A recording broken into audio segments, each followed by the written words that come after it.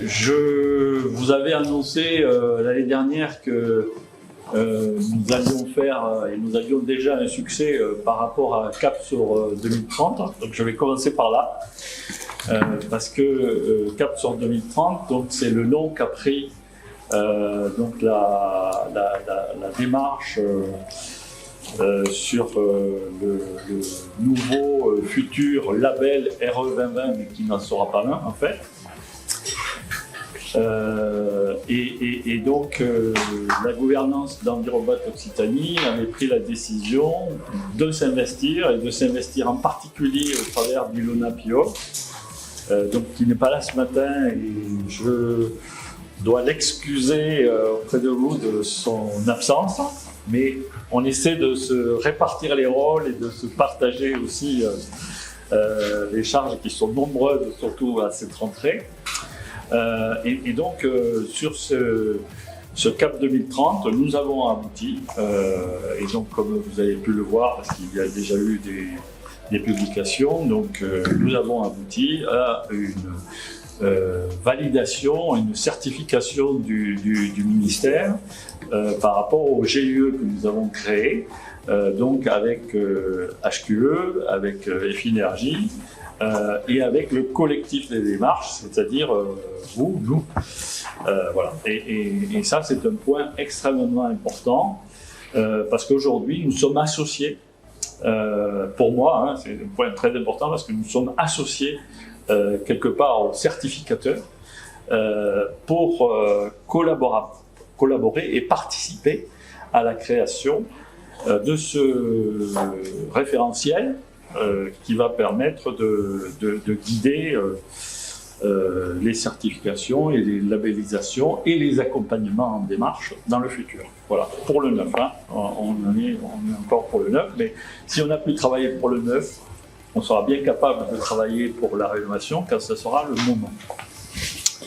Voilà, donc ça c'est un point très important que je voulais souligner. Et donc là actuellement sont ouvertes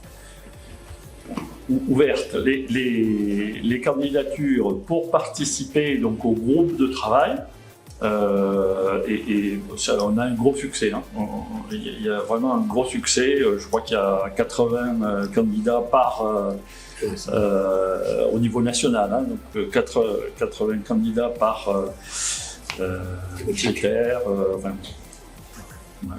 tout ça, vous connaissez quand même un peu, j'imagine. Ou si vous ne connaissez pas, allez vous renseigner sur le site, et je vous encourage à le faire. Et donc, je veux souligner l'investissement très important d'Ilona l'année dernière, qui a été motrice par rapport à l'aboutissement de ce projet, avec même Emmanuel Bouquin, qui s'occupe de la gestion financière du GIE. Donc, la participation d'Envirobat Occitanie est très forte par rapport à ce texte. Donc voilà, j'étais un petit peu long par rapport à ça, mais je souhaitais le faire. Et donc, ce que je voulais vous dire, c'est que la diffusion large de nos démarches, la diversité des maîtres d'ouvrage, la transformation aussi, ou les transformations, et notamment les transformations à opérer sur la rénovation, on le verra ce matin, les nouvelles réglementations, mais aussi les transitions et les crises, on en parlait un instant, nous oblige à consolider et à harmoniser nos procédures en interne et en interrégional. Et donc ça, c'est un sujet fondamental qui nous anime. On vous en reparlera ce matin, avec Christophe et l'équipe vous en reparleront. Et donc vous êtes accompagnateur ou membre de commission, et vous êtes un maillon essentiel au développement des démarches, mais aussi principalement sur la qualité des projets, de leur accompagnement.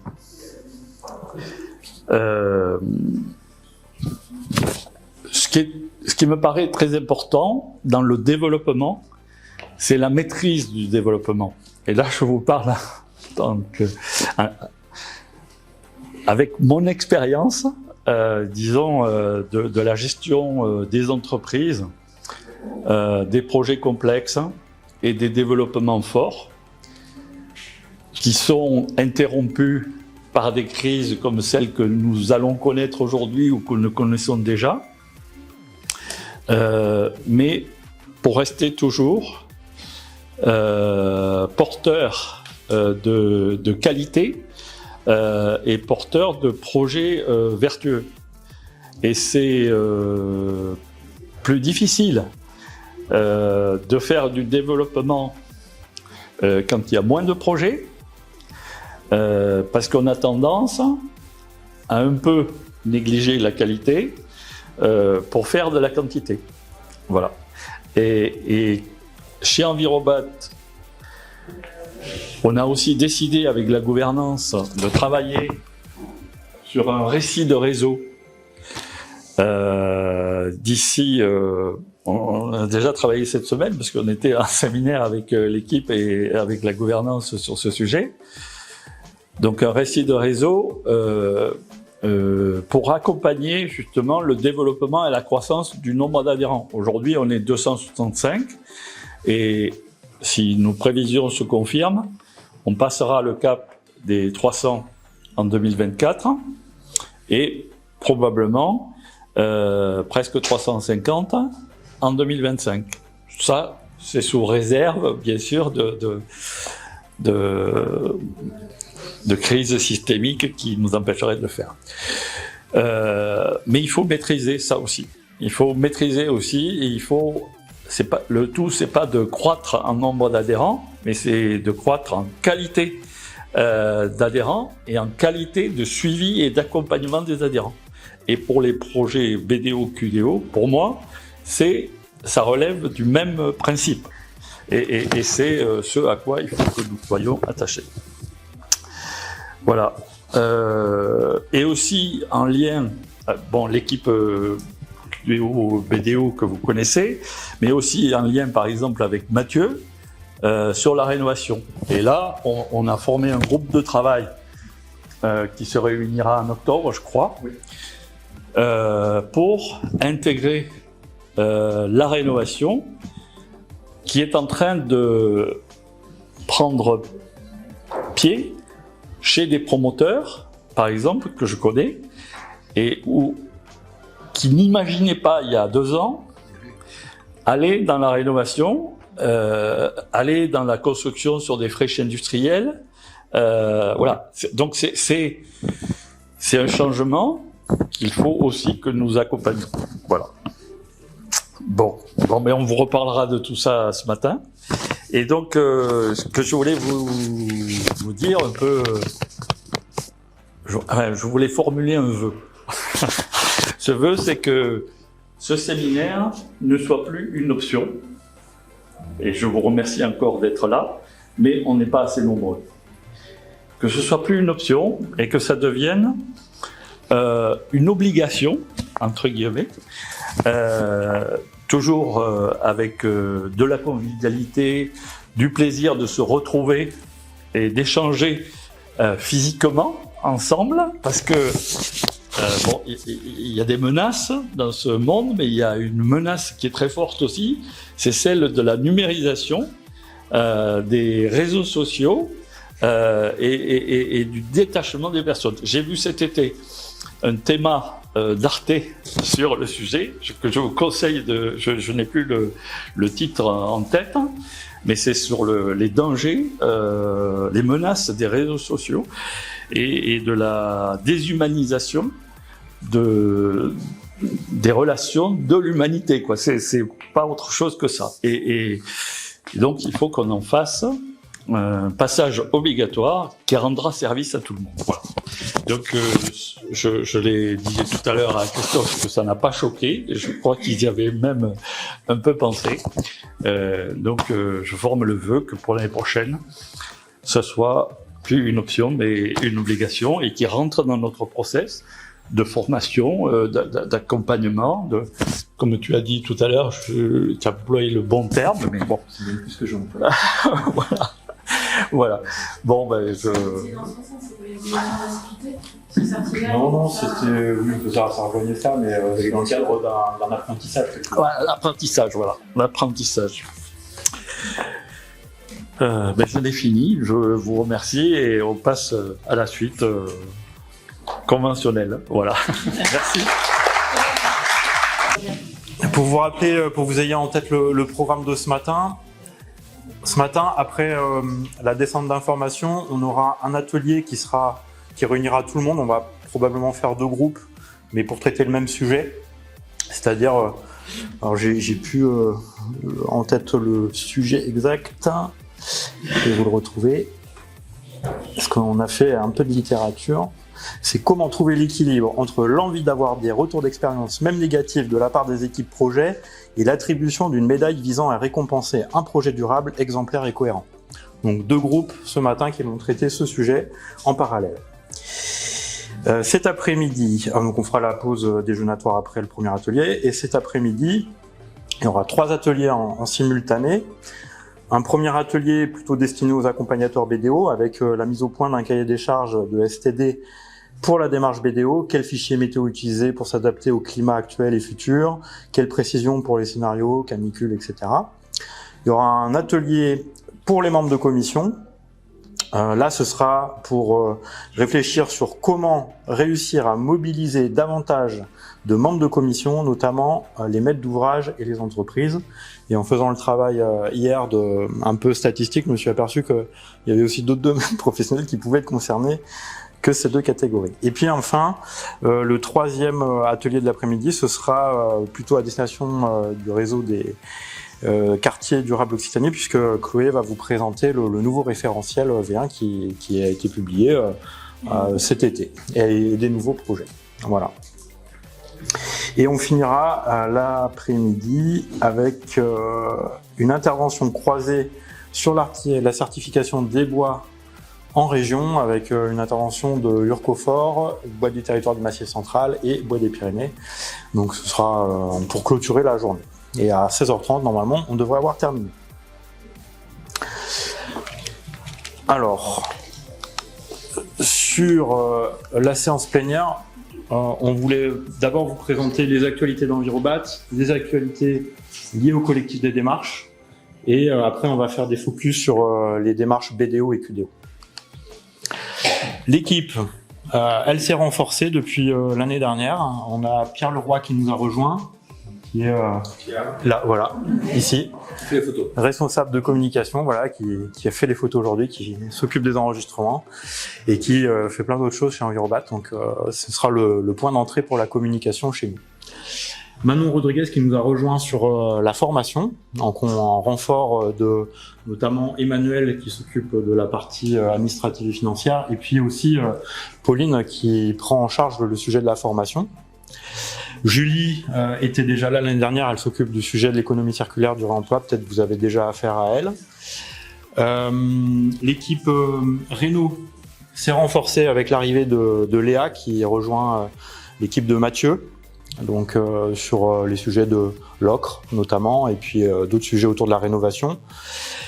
L'équipe BDO et QDO, elle n'a pas changé depuis l'année dernière, donc vous nous retrouvez en principaux interlocuteurs sur les démarches. Bon, donc on les a gardés. Merci Alain. Et puis il faut noter aussi l'arrivée de Denis Rosales qui est en charge de l'événementiel chez nous, mais sur uniquement l'organisation du congrès qui aura lieu en fin d'année. Vous avez certainement déjà reçu les invitations, on vous en dira peut-être un peu plus, mais sachez qu'en gros, la billetterie est ouverte, vous pouvez déjà vous inscrire au Congrès national du bâtiment durable. Et le sponsoring aussi. Et le sponsoring est encore ouvert, donc si vous souhaitez être valorisé à travers le Congrès, il y a des packs sponsoring qui peuvent intéresser vos structures. Et tout ça, si j'ai oublié personne, sous la gouvernance de Iona et du conseil d'administration. Le conseil d'administration, parlons-en, on est plein, 30 administrateurs à ce jour, équipe de 13 salariés basée à Toulouse et Montpellier, Et comme l'a dit Alain, 265 adhérents aujourd'hui, donc on est ce que tu disais, hein, on augmente chaque année, donc c'est plutôt un bon signal. 265 adhérents un jour de leur cotisation. Et ça, c'est important. Et ça, c'est un sujet important. Et l'objectif, pour l'instant, reste toujours le même, réduire l'empreinte environnementale des projets de bâtiments et de quartiers, en accompagnant bien évidemment les professionnels sur ces actions-là. Le focus CAP 2025 est toujours d'actualité, on est toujours sur, comme le disait Alain, sur le focus réhabilitation, en priorisant cette action-là, mais il y a tous les autres sujets qui sont là aussi pour accompagner les professionnels sur le neuf, l'aménagement, les filières, etc. Donc voilà, on garde jusqu'à 2025, jusqu'à contraire, on garde cette image-là. Peut-être bientôt, on réfléchira à une nouvelle stratégie à l'horizon 2030. Oui, mais cette stratégie a aussi évolué depuis que nous l'avions finalisée en 2020, dans la mesure où on affine aussi finalement le discours et les focus par rapport à ces sujets-là. Et ça, je trouve aussi que c'est bien parce que c'est vivant. C'est pas figé sur un CAP 2025. Si, ce qui est figé, c'est qu'on met l'axe sur la rénovation, qu'on fait des bâtiments à condition neufs, à condition qu'ils soient exemplaires. Et voilà, et qu'on accompagne l'aménagement de façon. Mais bon, on a introduit aussi des notions de circulaire, de frugal depuis 2020 qui ont pris plus de place. Ça, c'est bien. Ouais, en gros, ce qu'il faut comprendre, c'est que tout alimente tout. Voilà, tout alimente.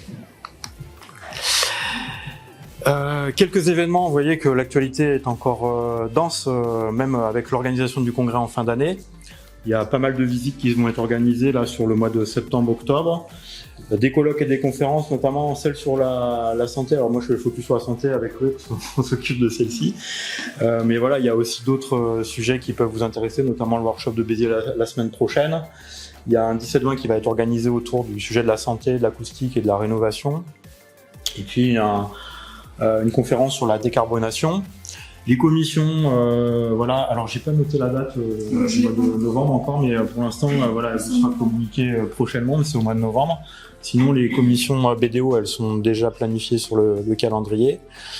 Et puis, on organise toujours des formations. Il y a à peu près 17 sessions qui existent dans le catalogue, donc n'hésitez pas à aller le consulter pour vous former.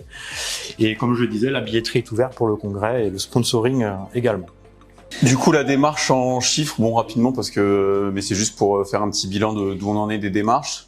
Donc, pour QDO, toujours 3 opérations, mais 3 prospects plutôt bien avancés qui devraient normalement rejoindre la démarche. 194 projets BDO, on va passer les 200 d'ici la fin de l'année. 140 niveaux argent et or, donc on voit que c'est quand même la dominante. Déjà 87 commissions. Pareil, on va passer les 100 en 2024. Ça va faire, on va notamment d'ailleurs fêter les 10 ans de commission BDO en janvier, mais on en reparlera. Membres de commission, 14 pour QDO, 97 pour BDO. Alors 97 sur le papier, mais comme certains savent, on a un peu du mal à mobiliser davantage de monde. Les accompagnateurs, 12 pour QDO, 66 pour BDO. Et enfin, presque 2000 acteurs de projets référencés depuis le départ de la démarche sur toutes les opérations. Enfin, les petits diagrammes en bas pour montrer que les typologies sont quand même diverses et variées, que ce soit au niveau des médailles, que ce soit au niveau du territoire, urbain, périurbain, rural, que ce soit sur la rénovation qui grappille un petit peu, mais c'est encore un peu timide par rapport au neuf. Et puis la part du privé qui augmente chaque année, par contre, par rapport aux projets publics qui étaient les précurseurs de la démarche, mais on voit que le privé se lance de plus en plus. Et enfin, la cartographie que vous devez déjà tous connaître sur le site, où vous pouvez retrouver tous les projets BDO, tous les acteurs, et même les projets d'opérations exemplaires qui ne sont pas en démarche. Le collectif, on en avait parlé l'année dernière, donc je vais passer la carte pour vous montrer la dynamique du collectif. Au départ, voilà, il y avait PACA qui avait initié la démarche, l'Occitanie avait rejoint l'aventure, et puis après, l'Île-de-France, la Nouvelle-Aquitaine. Il y a 2 ans, Terragilis a rejoint l'aventure avec la démarche Bourgogne-Franche-Comté. Et l'année dernière, en Bretagne, ils ont développé aussi la démarche. Donc vous voyez, chaque année, on gagne un territoire, donc c'est plutôt un bon signal. Il y a à peu près un peu plus de 1000 projets au total sur l'ensemble des territoires. Vous avez les chiffres par région qui vous sont diffusés. Tout ça pour vous dire que voilà, ça grossit. On s'est organisé avec le collectif, donc c'est une association qui est née en 2019, avec l'objectif de garantir les fondamentaux des démarches, de la gouvernance, etc., pour que chacun puisse, nous aussi nouvel arrivant, puisse s'inspirer de ce qui existe déjà sur les territoires et garder un peu ce cadre commun. C'est aussi, alors je le mets parce que mine de rien, comme on grossit, ça devient aussi un peu une action de lobbying auprès des pouvoirs publics. On l'a vu à travers le GIE notamment pour accompagner CAP 2030, le cadre commun de référence. Ça permet d'avoir un certain dynamisme qui permet de mener des actions de lobbying. Donc ça, c'est plutôt intéressant. Sachez qu'on se réunit aussi annuellement pour discuter de toutes ces actions-là. Donc chaque année, on se rejoint dans un territoire pour pouvoir parler de la suite de l'aventure et de garder ce cadre commun de référence aussi pour nous. Le cadre commun de référence, on en a parlé un petit peu, Alain. Voici les 9 groupes de travail si vous les aviez pas identifiés. Alors, je sais pas s'il est encore temps de s'inscrire à ces groupes de travail. Oui, c'est ça. On reçoit des mails encore. Vous recevez encore des mails. Donc, voilà, c'est encore ouvert. Si jamais vous avez un peu de temps à consacrer, n'hésitez pas à vous y inscrire. Si vous n'avez pas le lien, on vous l'enverra. Par contre, il n'y a rien qui s'est passé encore. Non, ça n'a pas encore démarré. C'est de l'inscription. C'est ça. C'est l'inscription jusqu'à fin septembre. Ouais, c'est ça, c'est bientôt que ça se termine. Hein. Donc voilà, si vous avez encore le temps, ça permettra aussi d'apporter aussi votre regard métier sur ces sujets-là, mais avec la connaissance des démarches. Parce qu'on n'est pas sur une certification, on est sur des démarches, et donc le regard n'est pas forcément le même. Donc si vous voulez impulser des choses, c'est aussi bien de les impulser ici, parce que effectivement ça préfigurera les prochaines réglementations qui vont donner suite à RE 2020. Et enfin, on vous en avait parlé l'année dernière, on pensait que ça allait sortir un peu plus tôt, c'est pas encore le cas, on va vous redonner le calendrier là bientôt, mais le canal, voilà, c'est la nouvelle plateforme qui va héberger les projets, qui est en cours de finalisation. On a eu des galères avec notre prestataire qui ont retardé vraiment la livraison de l'outil, et avec beaucoup de corrections à apporter avec le nouveau prestataire. Donc normalement, début d'année prochaine, alors là c'est déjà opérationnel pour ceux qui travaillent en PACA. Peut-être vous avez déjà fait des instructions sur la plateforme Canal. Nous, on a décidé de mettre en pause parce qu'on s'était dit que plutôt que de donner un mauvais outil avec des mauvais retours utilisateurs, on préférait temporiser et pas vous donner un outil un peu compliqué. Mais sachez que normalement, à la rentrée 2024, ça devrait être opérationnel, y compris pour vous. Donc ça, je précise aussi sur le collectif des démarches, je ne sais pas si tu en parles après, mais je ne pense pas. Il y a aussi une gouvernance du collectif des démarches. Ah oui, non, je n'ai pas parlé. Avec le conseil d'administration. Donc, nous sommes 3 administrateurs dans ce conseil d'administration qui se réunit 2-3 fois par an, et chaque fois que nécessaire en visio pour les urgences. Et puis, il y a un comité de directeur, un comité de direction qui réunit les directeurs des structures. Donc actuellement, 5 ou 6 directeurs. Ouais. Et après, il y a tous les groupes de travail techniques qui rassemblent tous les salariés de chaque structure pour évoquer les sujets qui nous concernent. On s'occupe aussi. Donc ça occupe pas mal de temps, mine de rien, le collectif. Peut-être pour vous donner un aperçu de la plateforme, sur les prérequis notamment, vous n'allez pas être surpris si vous travaillez déjà sur le Beluga, ça va pas vous changer la vie. Ceux qui n'ont pas l'habitude de travailler sur le Beluga dans les autres territoires, ils travaillent sur des fichiers Excel par rapport au référentiel. Donc pour eux, c'est une nouvelle aventure. Mais pour vous, en fait, vous allez retrouver les mêmes fonctionnalités. Donc n'ayez pas d'inquiétude par rapport au canal, ça devrait plutôt bien se passer pour vous puisque vous avez déjà l'habitude de travailler sur une plateforme numérique. Vous voyez, on retrouve la grille de la même manière avec les justifications à apporter, etc. La petite nouveauté, c'est qu'en fait, vous aurez cette possibilité de mettre vos justificatifs atteint, non justifié, atteint, justifié, non visé, non applicable, à atteindre, etc. Et puis nous, on ne peut pas rejeter ou valider les moyens, en fait. Donc ça, c'est Voilà, c'est la petite nouveauté. Et puis après, il y a l'affichage aussi qui sera possible avec différentes vues et qui permettra aussi de visualiser d'un coup d'œil ce que vous avez atteint non justifié, atteint justifié, etc. Donc ça permettra de fluidifier un peu la navigation, normalement. J'espère. Faut pas lâcher là-dessus, hein. Faut pas lâcher là-dessus, on est d'accord. Voilà à quoi ça ressemble. Moi, j'espère avoir une démonstration avant la fin de mon mandat. Qui est quand même. C'est noté. Ah,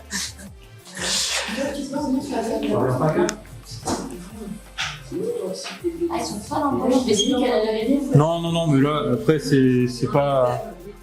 Alors, l'ordre des thèmes, ça c'est une vue PACA, parce que comme nous, on n'a pas encore importé tous les trucs, c'est une vue PACA, donc il y a des choses qui ont changé, mais gestion de projet viendra en premier quand même. Ouais. Sur la V4, Sur la V4. C'est dans le collectif, ça a été une discussion pour passer le thème gestion de projet en premier, parce qu'il regroupe quand même un peu de chacun des autres thèmes. Donc on s'était dit que c'était plus logique de le passer en premier. Ouais. Et normalement, les noms des thèmes devraient être validés en collectif des démarches pour garder ces structures communes. Ça n'a pas été le cas, donc du coup on va essayer de rectifier. Pour l'instant, voilà. Et normalement, ça fait partie des choses qui font partie du cadre commun pour garder une harmonisation de lecture pour ceux qui travaillent dans les différentes régions. Donc là, pour l'instant, c'est pas tout à fait le cas, mais ce sera quelque chose qu'on va mettre dans le planning 2024. Et ça n'aurait pas été possible de faire des chiffres ronds, d'arriver à 100 là. Alors ce sera toujours noté sur 90 avec cette marge de 5 points de bonus innovation et 10 points de cohérence durable. On reste toujours sur ça. Ce sera peut-être à réfléchir pour les... Mais ça, si c'est que ça, c'est pas très très compliqué à faire. Il faudra juste pouvoir le valider à un moment donné, mais c'est pas très très compliqué. Voilà. On en avait parlé l'année dernière. Ceux qui avaient l'habitude de parler avec ce lexique-là, c'est plutôt ce lexique-là qu'il faut utiliser aujourd'hui. Thème, sujet, objectif, moyen. C'est pas très grave, on se comprendra quand même, mais voilà, c'est la nouvelle appellation. Ça a été validé dans le cadre du collectif. Je pense que tous les accompagnateurs s'en sont rendus compte cette année, surtout sur la deuxième partie de l'année. Les commissions sont un peu prises d'assaut pour plusieurs régions. On a de plus en plus de projets qui rentrent en démarche. On a les conventions de partenariat ou des accords sur plusieurs projets avec certaines structures, notamment Opidea Europolia, où on n'a pas encore trop de projets sur Toulouse, mais ça va arriver. Le Crédit Agricole, qui, pareil, avec qui on a signé un partenariat, où ils ont rentré 5 ou 6 projets en démarche, qui vont arriver en fin d'année. La CERM, où enfin, on est en discussion pour que les groupes scolaires, notamment de Montpellier, rentrent en démarche. Alors, c'est pas finalisé, mais on en a plusieurs qui arrivent aussi. Et le fait que la démarche commence à être vieille, donc on a de plus en plus de projets qui arrivent en réalisation et en usage et qu'il faut aussi passer en commission. Donc toutes ces raisons font que les commissions sont pleines 5 à 6 mois à l'avance. Là, sans annulation, on est plein jusqu'en mars 2024. Alors il y a toujours des annulations, hein, tout le monde le sait. Donc il y a toujours des places qui se libèrent au dernier moment. Là, il y en a une qui s'est libérée pour la commission de la semaine prochaine, si ça intéresse quelqu'un. Donc voilà,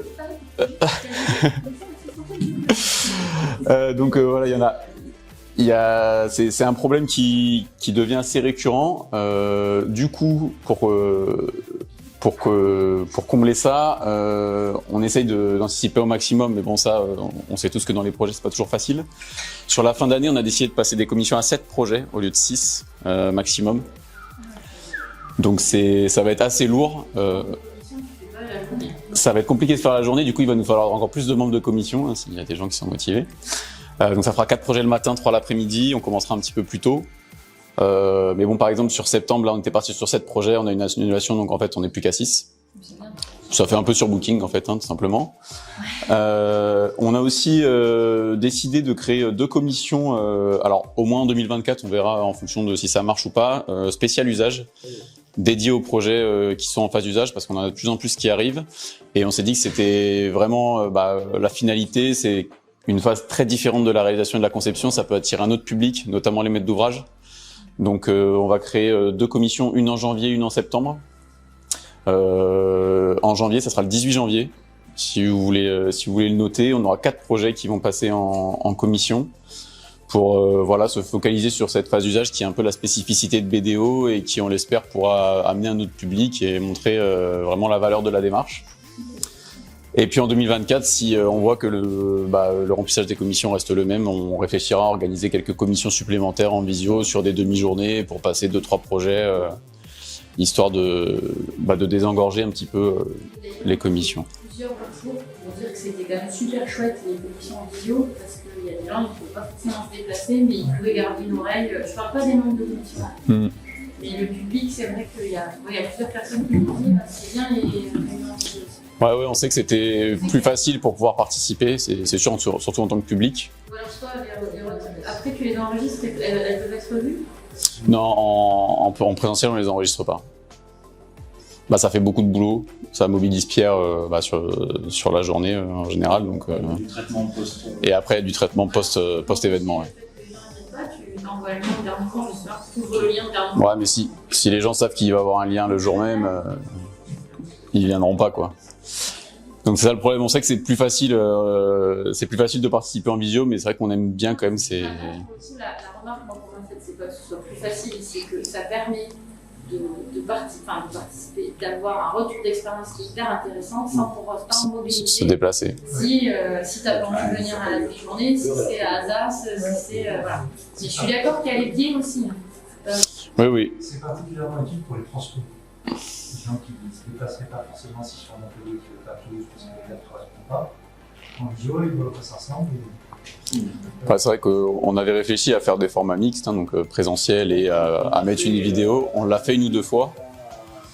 C'était très compliqué. Mais Pour nous, malheureusement, les gens privilégient la visio du coup, et ça perd un petit peu en interaction, et on n'a que 10 personnes le jour J. On trouve que c'est un peu triste. Et la commission annuelle spéciale usage de janvier, elle aura lieu... plutôt à Toulouse. D'accord. Plutôt sur Toulouse, on s'est dit, et ça sera aussi l'occasion de fêter, comme j'ai dit tout à l'heure, les 10 ans de commission BDO. Donc il y aura 2 événements en un, ce sera un événement un peu plus global. Il y aura 2 projets, justement, on limite à 4 projets pour en avoir 2 le matin, avoir un peu plus de temps le midi pour justement parler de ces 10 ans de commission, ces 10 ans de BDO, et ensuite l'après-midi 2 projets. Peut-être que l'usage, vous pouvez la mettre en visio, c'est bien. En mixte. Oui, mais celle-là, on ne pourra pas le faire. Celle-là, on ne pourra pas, mais après, sur l'année, on peut réfléchir à en passer en visio. En même temps. Donc on veut faire quelque chose. Mais on note, ouais. Tu enregistres pas. Non, mais l'enjeu, c'est d'avoir du monde pour le dire. Non, mais ça, j'ai compris. L'enjeu, c'est aussi d'écouter les gens qui ont. Mais celle-là, on peut l'enregistrer. Celle-là, mais je pense qu'on fera comme ça un événement un peu spécial avec peut-être un message politique en introduction, etc. Ouais. Je pense que ce sera une autre dimension que des Une autre dimension que les commissions standards. Mais ok pour 2024. Si vous avez tous des projets de Montpellier. Le problème, c'est qu'on a plutôt des projets Toulouse. Les projets qu'on a, là, on a un projet de Montpellier, on a un projet de l'Aveyron, et on a 2 projets plutôt toulousains. C'est pour ça qu'on a choisi plutôt Toulouse. Enfin, un de Auch et un de Toulouse. Donc à voir, peut-être qu'il y aura des désistements, on choisira un autre projet. Oui, Isabelle. Le côté mixte, c'est vrai qu'il faut faire attention, parce que sinon, si les gens ne viennent pas, ne viennent plus, mais aujourd'hui, les gens ne viennent pas. Enfin, je suis désolée, il y a quand même 300 mois de public. Donc, faire de l'enregistrement en live que pour le public, sans, comme on disait, je ne sais rien, mais que pour le public, s'ils voient mal, tant pis, ils viendront la prochaine fois, tu vois, s'ils veulent vraiment voir. Tu fais juste travailler En 128. On va faire des vidéos pixelées. Mais quand même, tu fais une vidéo et puis tant mieux pour eux s'ils arrivent à suivre. Et puis ils se diront quand même la prochaine fois ça se fait mieux sur place. Enfin, si tu veux, il y a un moment, il n'y a personne dans le public. Enfin, moi j'hallucine. Par rapport à il y a 5 ou 6 ans, oui, c'est rien à voir. Et en visio, on montait à 80 participants par commission parce que tu peux suivre un projet. Parce que je suis désolée, aujourd'hui les gens se bloquer une journée entière, c'est compliqué. Même là, le séminaire, si vous faites une demi-journée, je pense que vous aurez plus de monde. Ça, c'est un autre avis. Mais non, mais c'est vrai. Le truc, c'est que parce que se bloquer, moi, il y a 3 personnes qui m'ont dit. Ah ouais, en fait, non, ça y est, je suis trop débordée. Moi aussi, je suis trop débordée. On est tous, je pense. Donc finalement, on préfère pas venir parce que c'est la journée. Mais là, c'est pareil. Là, tu fais juste une visio pour les. Eh ben, il y en a qui viennent une fois, et puis après, ils savent que s'ils veulent continuer à accompagner, il faut qu'ils soient en présentiel. Ça, tu ne changes pas. Et c'est que pour le public. Donc, tu n'en as rien à faire s'ils n'entendent pas, tu n'en as rien à faire s'ils ne voient pas. C'est top. Enfin, c'est-à-dire que tu fais le mieux que tu peux, et puis si c'est pas parfait, bah, tant pis. Du coup, tu mobilises pas. Ouais, j'entends bien Bah, c'est un avis, hein. Ouais, non mais. Comment On met que le son et pas l'image. Pour leur donner envie de faire. Tu fais Pourquoi pas. Non, mais on peut y réfléchir, ouais, essayer d'avoir un format un peu plus mixte. Mais c'est vrai qu'on avait peur de ça parce que quand on l'a fait, les gens, moi j'ai déjà des gens qui m'ont sur des commissions à Montpellier, ils étaient à Castelnau, ils m'ont dit est-ce qu'il y a un lien visio quoi. Donc c'était vraiment, j'ai pas envie de venir. Donc on trouvait ça un peu dommage, mais tant que c'est le public, on peut y réfléchir. J'ai une question là sur les commissions spéciales d'usage. C'est juste que, je prends la quantité mais séparée parce que c'est un modèle différent, mais pour le retour d'expérience, personnellement, ce que j'apprécie dans les commissions, c'est de réussir à voir les différentes phases. Oui, ça sera pas toujours ça. Je comprends qu'il n'y en ait pas beaucoup qui soient bien, mais je pense que c'est intéressant au contraire de les mixer pour qu'on puisse on parle de la difficulté que c'est pour chacun de réussir à participer aux commissions. Je pense que la richesse, du coup, c'est de réussir à avoir sur une demi-journée ou une journée différentes, des typologies différentes, des phases différentes pour pouvoir mixer et avoir un panel le plus grand possible. L'idée, c'est pas d'exclure les phases d'usage des commissions classiques, c'était juste là, c'était l'occasion, ça nous permettait de désengorger un petit peu le stock de projets qu'on avait. À terme, c'est ça. Mais non, de toute façon, on aura tellement de projets qu'on ne pourra pas tous les passer en commission spéciale usage. On en a plein qui arrivent. Donc, Oui, c'est exactement ce que j'allais dire. C'est important aussi de croiser les regards. Et c'est vrai qu'il faut les mettre, les projets dans chaque stade. C'est intéressant pour tout le monde. C'est intéressant si tout le monde reste. Parce que le problème aussi qu'on a, au-delà de spectateurs, c'est que de plus en plus, tu viens, tu présentes ton les équipes projets restent pas. Et il faudrait au moins, obligatoire, qu'il reste la matinée. Et le premier qui reste, il reste aux deux autres. Et puis, on y pense, ouais, à rendre obligatoire, en tout cas, pour ceux qui sont, pour les accompagnateurs qui ont des participations obligatoires. Parce que c'est vachement intéressant. On pense à demander la demi-journée à minima. Ouais. Que ce soit sur l'entrée, donc les critères de sélection pour les formations, la durée de vie de l'accompagnateur, donc les obligations, les droits et les devoirs de l'accompagnateur, la sortie éventuellement de l'accompagnateur, de son statut, et puis surtout les passerelles régionales qui sont de plus en plus demandées. Alors PACA, Occitanie, ça s'est fait assez facilement historiquement parce que c'était les deux premiers, que les démarches étaient assez proches en termes de critères et de moyens, mais maintenant on en a de PACA à Occitanie ou de Paris à Occitanie, donc il y a un groupe de travail qui s'est créé là pour harmoniser ça d'ici probablement au premier trimestre ou deuxième trimestre 2024. C'est bien, mais ils ont durci la passerelle. Oui. Il y a un mois, non, il faut faire la formation. Oui, en fait c'est ça, c'est qu'aujourd'hui c'est pas du tout harmonisé. 2 jours à Marseille, alors qu'on a fait la formation vidéo. Aujourd'hui c'est pas du tout harmonisé, il y en a qui demandent un jour de formation, il y en a qui demandent une demi-journée, il y en a qui demandent 2 jours. Des fois faut payer, des fois c'est... Ouais, donc, il y en a qui ne comprennent pas qu'il y a quelque chose. Et il y en a qui vont... c'est ça. Donc du coup, il y a un cadre qui va se mettre en place par rapport à tout ça. Et ce qui vaut pour BDO vaudra aussi pour QDO. QDO, oui. Par rapport au référentiel V4 de la démarche BDO, on avait initié le travail en 2019 avec des premiers groupes par thème. Donc vous étiez réunis, certains d'entre eux avaient même participé.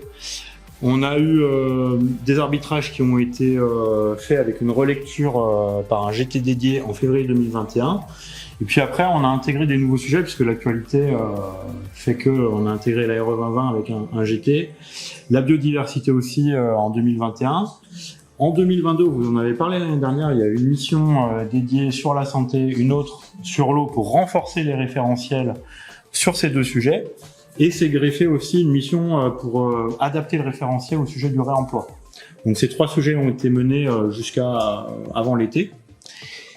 Là, le CVST BDO est en phase de relecture.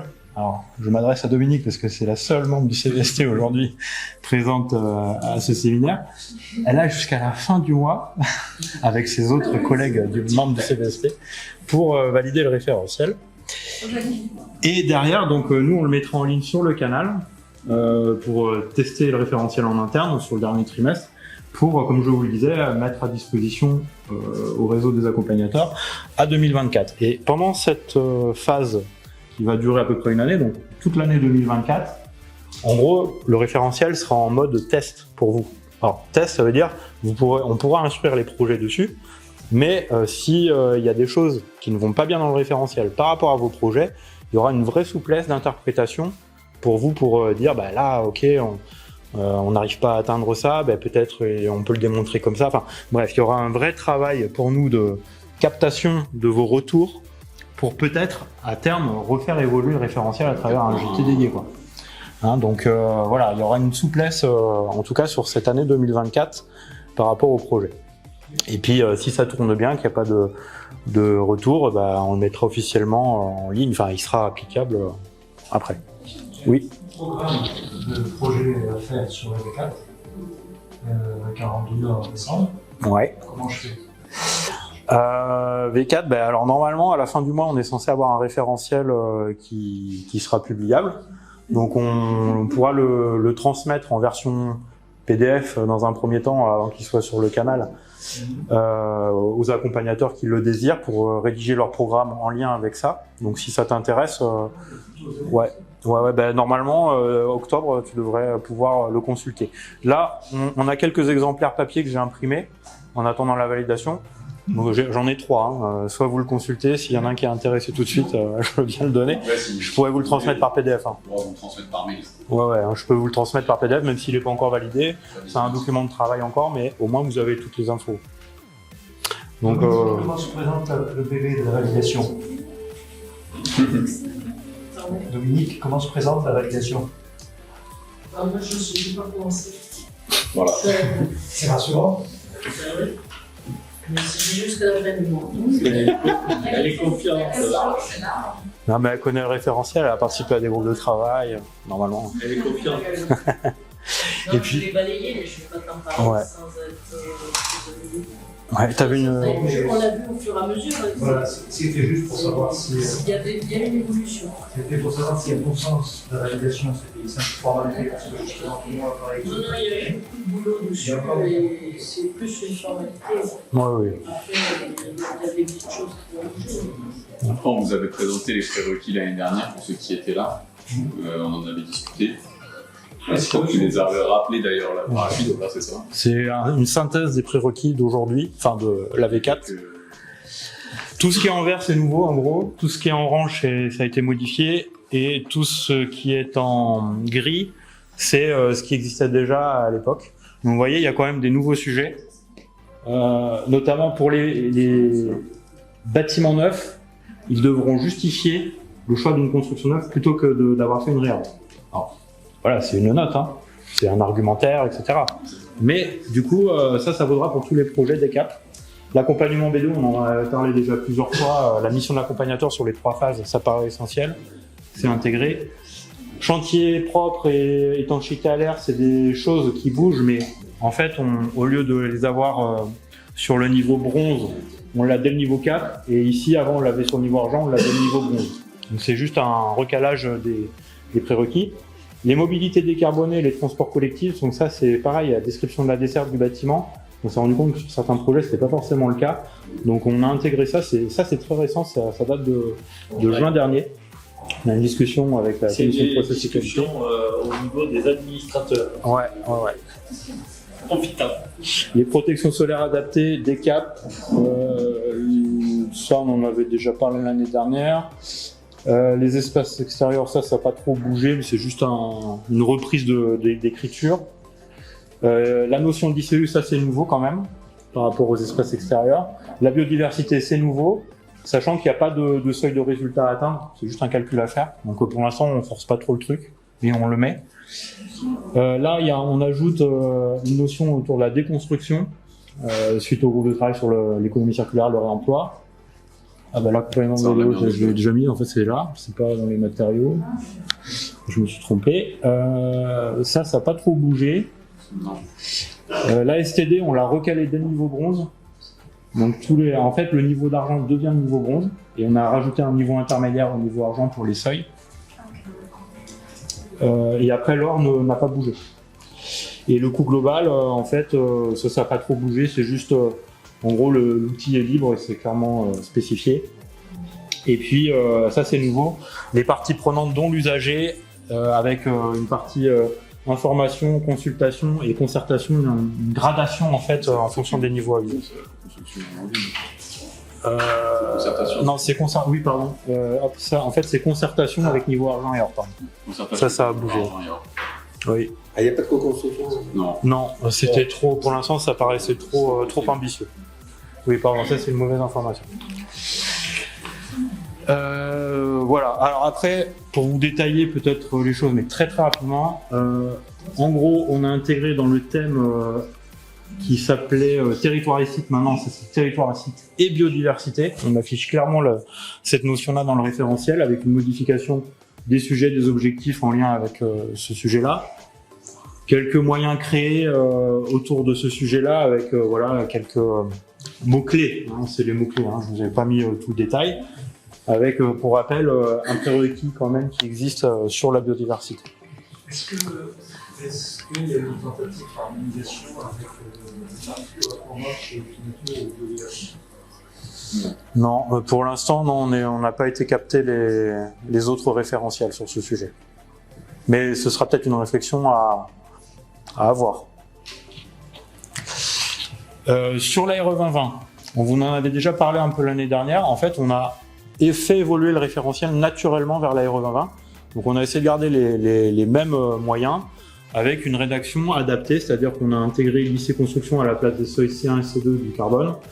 Et puis le BBio et le CEP, on les a adaptés avec les mêmes exigences de curseur par rapport à ces indicateurs. On ne prend pas l'indicateur DH de la RE 2020 parce qu'on s'appuie sur la ST2. Voilà, c'est un parti pris. Et c'est, je pense, très très bien. Il n'y a pas de prérequis comme avant sur la RE 2020, enfin sur la performance énergétique, puisqu'avant le prérequis c'était juste respecter la réglementation. Donc on s'est dit c'est pas vraiment un prérequis, donc on l'a complètement écarté. Sauf à avoir un prérequis peut-être dans le futur, on voulait s'appuyer sur le label d'État, mais comme le label d'État s'est transformé en cadre commun de référence, du coup ça a plus de sens de mettre peut-être un prérequis à ce stade. Par contre, la STD dès le bronze, c'est quand même pas anodin. Non, par contre la STD dès le bronze c'est pas anodin, mais on a de plus en plus de projets quand même bronze qui s'appuient sur les STD. Et donc ça c'était plutôt un signal positif pour nous de se dire ça conforte un peu notre envie de les... Ah ça on en est conscient, ouais. Mais ça devient un prérequis, ouais. Pour les bronzes. Avec les exigences de confort de l'argent actuel. Ouais. C'est ça. En résultat, c'est juste que ça, tu vas perdre des étudiants qui allaient rajouter encore quelques milliers d'euros sur l'étude. Ouais. Mais on trouvait que c'était important qu'à partir du moment où le projet est estampillé BDO, alors en tout cas, on n'en parle plus trop parce qu'on n'a quasiment pas de projet 4. Mais bon, il y en a quand même pas mal, donc c'est important quand même que le confort soit pris en compte dès le bronze parce que des fois on a des projets qui ne font pas du tout attention à ça, qui ne font pas de STD. Je doute que quand ils vont passer en usage, ça risque de grasser un peu des... Et souvent, c'est des projets, sans leur taper dessus, mais c'est des projets de promotion immobilière qui vont chercher le niveau bronze et qui font pas de STD et derrière, ils sont pas là à l'usage en plus. Ouais, donc du coup... C'est vrai que je comprends ici, c'est pas avoir une STD juste... Mais nous, quand on regarde la STD, on essaie d'avoir une STD qualitative pour justement regarder les conclusions et vérifier les hypothèses, et ça fait partie aussi du sujet de l'atelier de cet après-midi, pour essayer d'avoir une STD qualitative pour prendre les bonnes décisions de conception. C'est vraiment ça l'objectif pour nous. Oui, je comprends que... Mais financièrement, c'est sûr que... Et après, c'est ce que vous avez montré tout à l'heure, c'est que la STD, si tu l'as fait trop tard, elle ne sert plus à rien. C'est dès l'APS. Au plus tard à l'APS. Sur la logement, on manque souvent des données pour avoir des CD précis.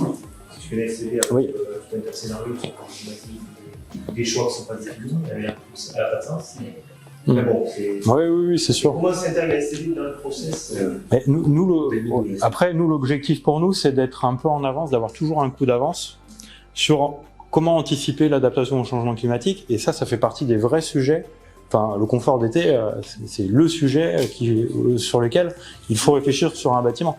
Donc si on la prend pas en compte, si on n'impulse pas nous les choses sur les projets, je pense qu'on ne fait pas notre job. Donc c'est pour ça qu'on renforce un peu le... Effectivement, vous avez raison de souligner que c'est un risque de perdre des projets, mais il faut aussi savoir surtout ce que... parce que c'est ce que je disais tout à l'heure au niveau des risques par rapport au quantitatif et au qualitatif et par rapport aux risques aussi qui sont induits par les crises. C'est sûr qu'aujourd'hui, les promoteurs ils ont d'autres chats à fouetter que se préoccuper de la qualité environnementale du projet. Mais pour autant, il ne faut pas laisser tomber le morceau, quoi. Je crois que ça relève de notre devoir, quoi. C'est pas autre chose que ça. Mais c'était justement la réflexion, c'est de dire que vous allez sûrement perdre des promoteurs. Ben oui. Mais c'est On avait réussi à amener. Mais c'est possible. Ouais, mais de l'autre côté, Si si le projet n'était pas très qualitatif, Le but, c'était justement les appels à la démarche, Non, faire évoluer. et je suis tout à fait d'accord. Et j'ai travaillé avec les promoteurs justement pour qu'ils fassent rentrer leur projet. C'est un peu compliqué. C'est pour ça que ça fait résonance avec une question que je voulais poser tout à l'heure par rapport à la CERM ou au PDA d'ailleurs. Parce que les conventions qu'on peut avoir avec les SEM, là j'ai entendu pour la CERM par rapport aux écoles, mais effectivement, ça reste un ouvrage public d'une commune. Effectivement, c'est la CERM dit, nous, ça va nous aider aussi à impulser sur les actes, ne serait-ce que sur les actes, cette logique avec un travail auprès de nos promoteurs, c'est pas de chose. Parce que là, du coup, il y a un enjeu aussi d'y aller parce que tu sais que tu pourras peut-être être plus retenu sur le lot, quoi. Donc voilà, c'est aussi aux aménageurs, aux intermédiaires de faire leur boulot et d'accompagner la démarche. Et puis les promoteurs aujourd'hui, c'est pas le sujet forcément du jour là, mais les promoteurs aujourd'hui sont bon, Nexity ce matin, je sais plus qui c'est qui nous disait qu'il licencie 2000 personnes sur 8000 ou je sais pas combien. Les promoteurs sont obligés aujourd'hui de prendre un virage parce qu'ils n'ont pas envie de crever et donc ils vont faire quelque chose. Et notamment dans ce qu'ils vont être obligés de faire, c'est de voir le logement en fonction des nouvelles réglementations et lois que l'État a déjà promulguées, c'est-à-dire sur la fiscalité, etc. Et donc, les investisseurs institutionnels qui aujourd'hui vont acheter du logement, en plus grand nombre que par le passé, vont forcément être obligés de se mettre dans une dynamique différente. En voilà. gros, si la CDC va racheter des lots à un promoteur, etc., elle regardera si le programme est QDO hors et si, ou BDO hors. Il y aura des exigences aussi. Eux, ils vont acheter des trucs sur lesquels ils savent que le programme est performant. Donc, on est parti, en particulier pour le logement, pour un grand changement, une grande évolution. Donc il y a un passage forcément. Et peut-être juste pour clôturer le débat sur ce sujet-là, il y a quand même quelques promoteurs qui arrivent à viser le niveau argent de la démarche aujourd'hui. On n'en a pas sur le niveau or, mais sur le niveau argent, ils y arrivent. Donc, moi j'avais une question à te poser sur par rapport aux exigences aussi. Est-ce que sur les bâtiments tertiaires, on commence à réfléchir aussi à demander une note sur la réversibilité ou non, mais après on a un sujet qui traite, pas dans les prérequis, mais dans le référentiel, il y a des moyens qui traitent ce sujet-là. Après, je sais plus si on les a beaucoup modifiés ou pas, mais oui, ça fait partie de l'adaptation au changement global. Oui, pour revenir sur la fin du prérequis de respect de la réglementation PRE, qui est une très bonne idée. Pourquoi ne pas la remplacer par un prérequis graduel sur un des paramètres de la RE, qui a une certaine exigence, par exemple moins 5 pour le bronze, moins 10 pour l'argent, et 15 sur l'autre? Ouais, peut-être c'est quelque chose qui évoluera dans ce sens-là. C'était le cas dans les versions 2 du référentiel à l'époque, on avait gradé un peu le... Alors, pour quelle raison ça avait été enlevé ? Parce que, en fait, après, on s'est appuyé sur les labels d'État, à l'époque du BBC, HPE, tout ça. Après, les labels sont sortis, il y a eu la RT 2012, on avait mis RT 2012 sans label, parce que si après on avait... Non, les labels, on les avait intégrés dans le référentiel, donc on voulait les réinjecter dans le prérequis, ça n'a jamais fait l'approbation du DGT, du coup c'était resté comme ça. Vous variez les pourcentages sur la typologie de bâtiment parce que... Le moins 5, moins 10, moins 15, ouais, peut-être, ouais, effectivement. Les typologies, c'est plus facile que d'autres, dans Ouais. des prérequis variables. Ouais, ben après, ce sera peut-être des réflexions dans les groupes de travail à venir pour faire évoluer les choses. Comme je vous le disais, le travail sur l'usage a permis de mettre en place des prérequis. Donc voilà, là c'est de la bonne info. Pour le moment, il y avait un travail qui devait se faire sur le référentiel aussi. Il a été mis en stand-by faute de temps à consacrer sur ce sujet-là, mais il est toujours dans nos têtes. Donc il y aura peut-être une relecture du référentiel à un moment donné. Sur le confort et la santé, alors c'est le travail qu'on a mené avec Suzanne Déhout de Midi Eco, enfin ancienne directrice, fondatrice de Midi Eco. Elle a relu tout le référentiel et elle s'est focalisée sur quand même le sujet confort santé. On a revu en fait le référentiel avec deux sujets: prise en compte du bien-être physique et plurisensoriel et prévention des risques sanitaires, dans lequel on a déroulé 5 et 6 objectifs dans l'autre. Il y a 71 moyens qui ont été créés, donc on a renforcé un peu le référentiel, mais on a épuré aussi d'autres... là, j'ai pas mis ceux qui ont été supprimés, mais en gros, il y a beaucoup aussi de suppressions, donc il y a peut-être un peu plus de moyens qu'avant, mais globalement, ce qu'il faut retenir, c'est que dans le référentiel, une fois contextualisé, on retombe autour de 300 moyens, donc 300 questions posées pour le projet. C'est à peu près dans le même volume que vous aviez avant. Quelles que soient les contextualisations, à quelque chose près, on ne change pas. On voulait rester dans ce volume de 300 questions maxi pour éviter d'avoir un référentiel à rallonge. Donc normalement, sauf erreur de notre part, on devrait être plutôt dans ces aspects-là. La notion d'ICU pour les prérequis, ça vous l'aviez noté quand je l'ai présenté. Et l'objectif, c'était aussi de la rendre écrin compatible. L'écrin, c'est en gros la qualité de l'air intérieur des bâtiments, comment on essaye de l'améliorer. Il y a une méthode faite par l'ADEME que l'on va suivre et mettre en place chez nous en Occitanie. Elle existe déjà par ailleurs. Et on a amené notre référentiel pour qu'en fait, il n'y ait pas de doublons avec deux choses qui se superposent, mais plutôt une complémentarité et intégrer la méthode écrin. Sachant qu'on n'est pas tout à fait sur les mêmes temporalités. Bon, bref, on a l'intention en 2024 de former des accompagnateurs écrins.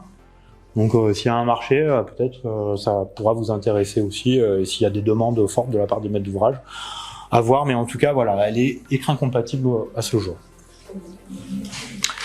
Et sur le sujet de l'eau, pareil, on a fait appel à un cabinet d'hydrologie, Urban Water, qui a travaillé sur la refonte du thème eau en prenant mieux en compte le cycle de l'eau. Donc il y a des choses qui n'ont pas bougé, il y a des choses qui sont nouvelles, et notamment ce chapitre-là est nouveau. Mais voilà, il y a des choses qui existent, qu'on a retravaillé, qu'on a supprimé, qu'on a réintégré. On arrive à 38 nouveaux moyens créés ou reformulés au total, avec voilà, des choses, enfin vous n'allez pas être surpris, mais il y a quand même des choses un peu nouvelles par ici dans les objectifs, mais ça ne veut pas dire que dans les moyens, derrière, il y a des choses nouvelles. Voilà. C'est vraiment des nouveaux moyens, c'est pour une meilleure lecture du sujet. Le travail qui a été mené, c'est vraiment une distillation du sujet dans les moyens. Donc il n'y a pas eu de nouveaux moyens, le cahier des charges n'était pas de nouveaux moyens, mais on intègre le réemploi et l'économie circulaire dans les moyens existants. Donc vous allez voir, dans les matériaux notamment, il y a pas mal de réemploi. Donc ça permet d'amener le sujet et de donner des points pour ceux qui vont dans cet aspect-là. Et il y a le prérequis matériaux qui a quand même été adapté pour les cadres des constructions où on demande à ce que dans l'offre des entreprises, il y ait cette notion de réemploi qui soit analysée. Oui. Enfin, ça amène une question un tout petit peu générale. Et à chaque fois, moi, je sais pas quoi faire devant. C'est quand t'es pas concerné. Parce que là, ça va être bien le petit côté, le petit curseur où tu te dis si c'est atteint, non atteint ou pas concerné. Tu le coches quand même ou tu le coches pas? Bah, ça sera toute la discussion qu'on pourra avoir avec vous. Et je pense qu'il faudra qu'on se donne un cadre clair entre nous, en interne déjà des collaborateurs, au niveau du collectif, pour qu'on traite les projets de la même manière.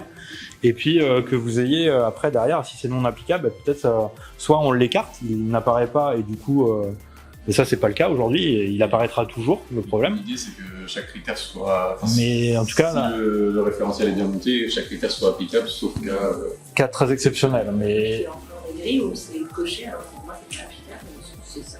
ben voilà, et du coup, il y ça. a des points en plus. Ben oui, c'est sûr. On compte les points à un moment donné. Eh oui. Alors, général, c'est pas local, c'est juste de pénaliser le projet. Je sais, c'est pour ça que c'est une question. C'est pour ça qu'il faut choisir qu'est-ce qu'on choisit. Ben là, aujourd'hui, c'est un peu à l'interprétation de chaque instructeur, accompagnateur. Donc, pour l'instant, il n'y a pas de cadre vraiment très précis dans ça. Et ça, je pense que c'est un sujet qu'il faudra, sur lequel on s'accorde. Autrefois, il y avait des moyens dans lesquels c'était écrit en clair. Dans l'interprétation, ouais, dans le petit bulle info. Oui, des fois, il y a par exemple, ne gâche pas une vue remarquable du territoire. Ou il n'y a pas de vue remarquable. Ouais. C'est clair. Là, c'est clair, là, c'est pas clair. Bah, on a essayé de reformuler le référentiel dans ce sens-là, mais peut-être que ce ne sera pas encore tout à fait au point. Mais si jamais, voilà. Mais on y a Mais pensé oui, c'est ça. En reformulant les moyens de la V4, on y a pensé en essayant de ne pas laisser de place au bout, justement, en essayant d'être tout clair. Alors après, si on regarde sur la version test, s'il y a des critères où vous voyez que en général, des fois ça peut ne pas s'appliquer, vous pourrez essayer de le remodifier en conséquence et éventuellement clarifier la formulation pour que ce soit plus clair. Et dernière info, donc sujet 2024, on a fait un peu de teasing. Alain a précisé que Mathieu pilotait un travail sur le sujet de la réhabilitation. Donc pour intégrer, en fait la réhabilitation ça existe déjà dans la démarche, hein, mais l'objectif c'est de mieux la prendre en compte et de ne pas pénaliser les projets qui vont vers la réhabilitation, mais au contraire bonifier cette action-là. Donc il y a un travail qui va démarrer là bientôt. Vous pouvez toujours vous inscrire. Hein. Alors il n'y a pas eu d'infos parce qu'on a essayé de cibler des accompagnateurs avec des projets qui étaient en réhabilitation. Donc si vous n'avez pas été mobilisé, c'est normal. Si jamais vous souhaitez y participer, sachez que c'est ouvert. Les travaux n'ont pas encore démarré, mais en tout cas, voilà, je voulais profiter de ce séminaire pour vous en toucher deux mots. Vous avez prévu de refaire un truc sur les projets en site occupé? Alors, ça fait partie des discussions de la contextualisation parce qu'aujourd'hui, on a écarté site occupé.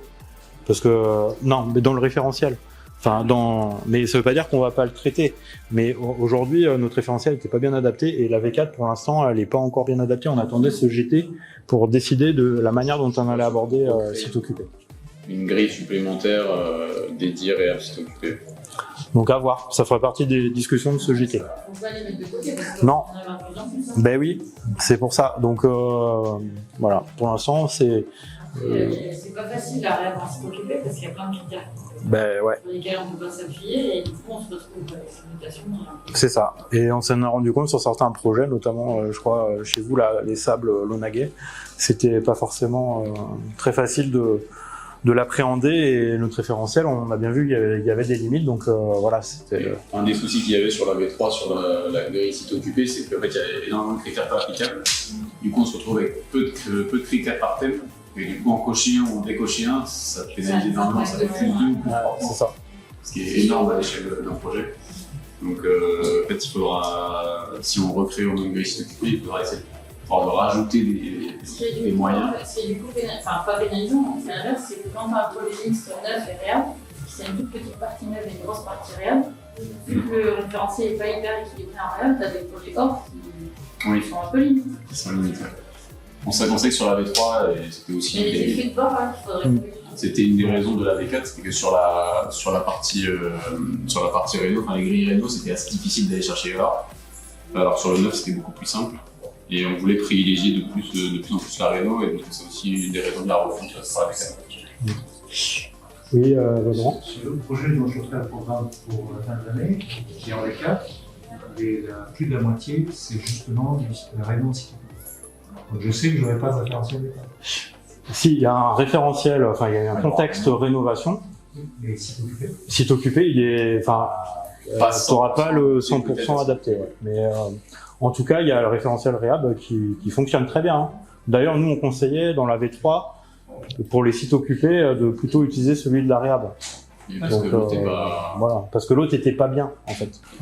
Mais du coup, tu peux utiliser celui de la réhab aujourd'hui, il n'y a aucun problème. C'est juste que tu auras quelques critères qui ne seront pas applicables. Ouais, c'est ça.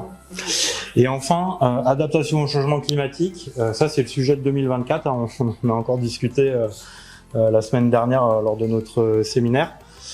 Donc on va forcément faire un JT là-dessus pour faire évoluer notre référentiel. Sachez qu'on a déjà un sujet qui traite de la résilience et de l'adaptabilité du bâtiment avec un objectif, intégrer le changement climatique au projet. Pour l'instant, c'est comment on arrive à donner des moyens sur un thème, 2 thèmes, 3 thèmes, 4 thèmes, 5 thèmes de la démarche. Et ça bonifie via un curseur ceux qui arrivent à apporter des réponses sur 2 thèmes, c'est tant de points en plus, etc. Pour l'instant, on l'a traité comme ça, mais ça veut dire qu'il y aura probablement un groupe de travail qui va réfléchir à comment mieux intégrer tout ça dans les différents sujets. Voilà un peu l'actu BDO. Je vais laisser, si vous n'avez pas d'autres questions, la parole à Chloé. Donc on a toujours les 3 projets QDO, donc le quartier Puy de Roule, passé en commission en 2021, le quartier du Rivel aménagé par le Sicoval, et le marché-gare, dont notre quartier un peu référence niveau argent, du coup situé à Nîmes, aménagé par la SPL Agathe. On a 2 projets qui sont engagés là en démarche QDO, mais qui ne sont pas encore passés en commission. Il y en a un des 2 qui passera peut-être l'année prochaine, et Sabla du coup à Plaisance du Touche qui passera obligatoirement cette année. Donc on prévoit une commission en novembre, j'ai pas encore la date, mais c'est prévu. Donc ces 2 quartiers sur des friches industrielles, je pense que des quartiers comme ça on va en avoir de plus en plus, ce qui est une très bonne nouvelle. Donc là c'est un quartier qui est aménagé pour le premier, hein, Sabla, à côté de Toulouse à Plaisance du Touche, aménagé par l'ARAC Occitanie. C'est un petit quartier de 11 hectares avec plutôt du logement, enfin un dominante logement. Et du coup des objectifs de renaturation du site. Hein. Aujourd'hui c'est totalement imperméabilisé, donc ça fera un bon retour d'expérience pour nous. Et le deuxième quartier, donc c'est la Méditerranéenne à Agde, qui est aménagée par GGL Proméo, et c'est la communauté d'Aglo qui en est le maître d'ouvrage au départ. Donc voilà, un petit quartier aussi de 9 hectares, plutôt activité avec des questions de tourisme. Ça servira aussi de pôle administratif, de siège pour l'Aglo. Ils vont faire aussi un pôle sur l'archéologie en lien avec ce qu'il y a sur le site. Donc voilà, de beaux projets en tout cas de friches et qu'on est très fiers d'accompagner. Et il y a aussi un 3e projet, vous en avez peut-être connaissance, qui est dans le Tarn à Saint-Sulpice-la-Pointe. Il y a un marché là qui vient d'être publié pour la recherche de l'accompagnateur, qui du coup c'est la friche de l'Arçonnerie, donc une 3e friche, mais le projet n'est pas encore officiellement en démarche QDO. Il y en a d'autres, mais il ouais. Oui, après il y a énormément de prospects aussi, mais bon, ça prend du temps, il faut dialoguer encore un petit peu pour qu'ils puissent entrer en démarche vraiment. La valorisation des projets. Donc là, on a été pas mal sollicité pour venir parler des projets, des retours d'expérience. Donc il y a eu notamment lors du forum des projets urbains cette année à Montpellier, une interview des 2 aménageurs, hein, SPL et du coup la métropole de Nîmes, sur le marché-gare. Donc une valorisation du projet. Alors je sais pas combien ils ont fait de vues sur YouTube, tout ça, mais je sais pas, je parle. Ouais, en tout cas c'est ouais. On va regarder. Moi je l'ai regardé 3 fois. Du coup voilà. Et sur le deuxième, donc là c'était il y en a eu d'autres de valorisation de projet, mais là c'était plutôt pour parler îlot de chaleur. Donc j'avais présenté les aménagements du Rivel, le quartier situé à côté de Toulouse. Donc nous, le nouveau référentiel, il est actif. Ça y est, après 2 ans de travail intense, on a une V1 plus simple, plus sympa, plus allégée quoi, et des prérequis aussi plus abordables pour tous les types de projets. Et donc on pourra accompagner donc des quartiers d'activité et d'habitat, ça c'était déjà ok sur l'ancienne version, mais aussi des espaces publics. Ça veut dire que si vous avez des projets où il y a de l'espace public et peut-être 1 ou 2 bâtiments, pas plus, les bâtiments on pourra les accompagner avec BDO et les espaces publics avec QDO. Ça c'est vraiment la nouveauté, parce que du coup quand on parle de requalification des espaces publics, de désimperméabilisation, tout ça, on n'a pas de grille aujourd'hui vraiment adaptée où on parle pas de bâtiments. D'où l'intérêt d'avoir créé cette grille-là pour accompagner ce genre de projet. Sur le neuf et la REP, ça change pas, on avait toujours ce contexte. On l'a un petit peu revu. Et après, tout ce qui est urbain, périurbain et rural, là, on a fait un gros travail, notamment sur le rural, où on a une grille qui est beaucoup plus allégée. On arrive à peu près 200 moyens, sachant qu'il y en a 300 à peu près dans QDO. Donc j'espère qu'on aura des projets aussi sur le rural, puisqu'on a une grille du coup adaptée pour ça aujourd'hui. Ah, j'ai déjà fini. Le projet à Saint-Sulpice, ce sera périurbain ou ce sera... Ouais, plutôt périurbain. Ouais. Non, rural, c'est vraiment des tout petits projets. Périurbain. Oui, là, c'est plutôt périurbain. Il y a quand même une grosse programmation, des moyens. Rarement à Saint-Sulpice Comment Je vais rarement à Saint-Sulpice-la-Pointe. Oui, c'est pas... Tu as tort. On espère quand même qu'il n'y aura pas de projet urbain. Pour la zéro artificialisation nette, je sais pas. Oh, mais ça peut être des friches, ça peut être la réhabilitation de bâtiments, ça peut être des espaces publics aussi refaits. Non, mais il a raison de souligner que Saint-Sulpice-la-Pointe, c'est à la limite entre le rural et le périurbain. Ça dépend. C'est Bourgade, quoi. Hein, c'est Saint-Sulpice-la-Pointe, mais c'est pas très loin de Gaillac, c'est presque aux portes de En Toulouse. 30 minutes, t'es à Toulouse. Ah voilà, c'est en train de... C'est du périurbain, mais où est-ce que le rural par rapport à ça? Et il peut y avoir des friches dans le... Franchement. Moi, c'est un sujet qui m'intéresse beaucoup. J'avais vu cette friche de Saint-Sulpice-la-Pointe il y a 10 ans. Je l'avais remarqué, mais il ne se passait rien sur la friche.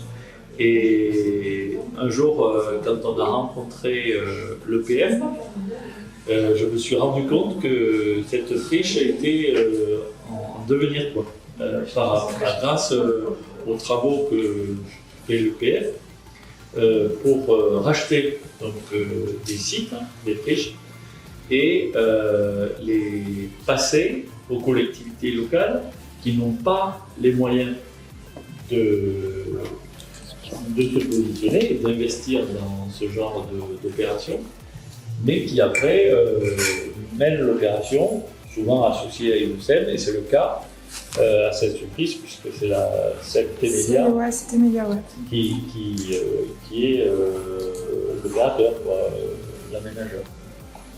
Voilà.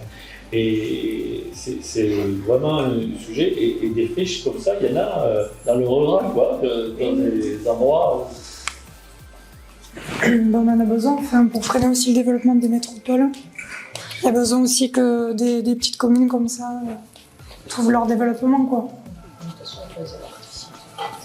Oui, alors après moi j'ai été beaucoup contactée par des lotisseurs. Aujourd'hui, QDO, c'est pas... Oui, voilà, c'est ça. Non, oui, on peut pas...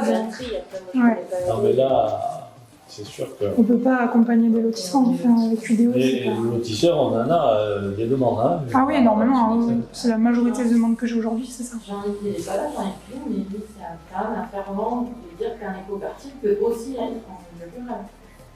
Mais un quartier en milieu rural ne veut pas forcément dire artificialisation de terres agricoles. Il y a d'autres modes de faire qui ne sont pas la majorité aujourd'hui, c'est sûr. Mais on peut créer de l'habitat autrement que comme ça. Ouais. Mais oui, il y a besoin de sanctuariser ces terres agricoles pour notre sécurité alimentaire, ça c'est clair. Est-ce que vous avez d'autres questions? Non? C'est OK. Combien il y a d'accompagnateurs QDO aujourd'hui? Il y en a 12. Il y en a 12, on en a formé plus, mais ouais, 12. Ça risque d'être un peu juste là, par rapport aux nouvelles demandes, surtout par rapport à la répartition géographique. Ils ne sont pas forcément tous répartis de manière un peu égale. Donc là, par exemple, pour le Tarn, par les accompagnateurs sur Toulouse, on n'a pas trop d'accompagnateurs dans le Tarn. On n'en a pas même. Ça fait deux personnes qui me disent qu'ils ont voulu passer la formation QDO oui. Et qu'on leur a dit que c'était pas la limite. Ah ouais?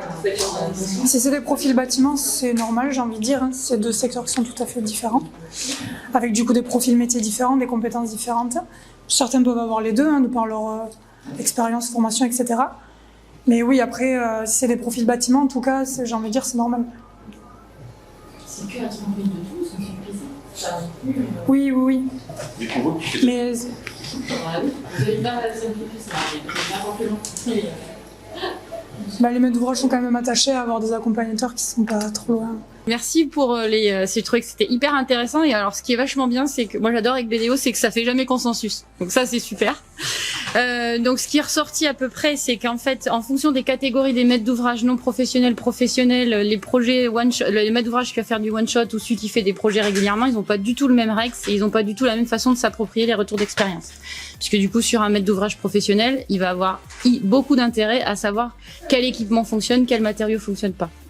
Après, il y a aussi cette mise à nu là qui est un petit peu complexe et qui est un peu difficile parce que c'est difficile de se remettre en question sur un projet qu'on a payé très très cher.